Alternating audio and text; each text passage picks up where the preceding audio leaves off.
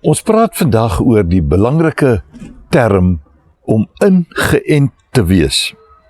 Dit is natuurlik 'n term wat veral by die wingerdboere bekend is, omdat daar 'n loot op die basisplant geënt word, ingeplant word.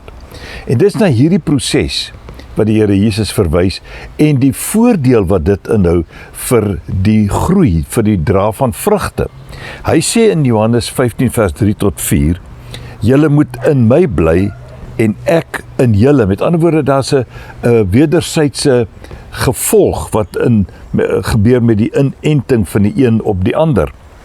'n Loot kan nie uit sy eie vrugte dra nie, as hy nie aan die wingerdstok bly nie.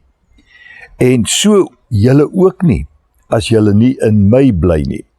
Op 'n ander plek in die woord van die Here word daar verwys na hierdie proses om in Christus te wees as om ingeënt te wees, of om deel van sy koninkryk te wees, om ingeënt te wees. En die voordele is legio, want die sterk eienskappe van die een word oorgedra aan die ander. En nou kom die Here Jesus en hy sê, ons word bevoordeel deurdat ons in hom is, of laat ek dan anders sê, om in hom ingeënt te wees.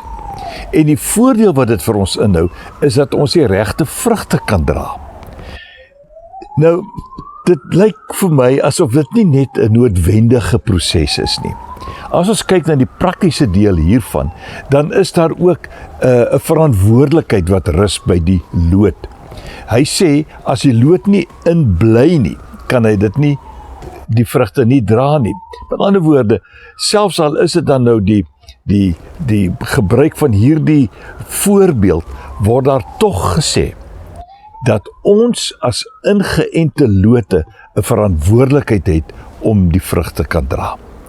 En daarom dink ek ons mis so baie dinge, omdat ons nie besef dat ons eintlik ingeënt is in die beste stam wat daar kan wees vir die mens se lewe nie, naamlik Jesus Christus. En alles wat hy vir ons daarmee saambring. En ons is die lote. Ons het die voordeel dat hy die stam is en ons die vrugte kan dra. Nou, kom ons doen vandag bietjie 'n inspeksie, hoe dit met my gaan as 'n loot. Doen ek goed genoeg? Miskien kan ek beter doen, meer vrug dra en loop mooi.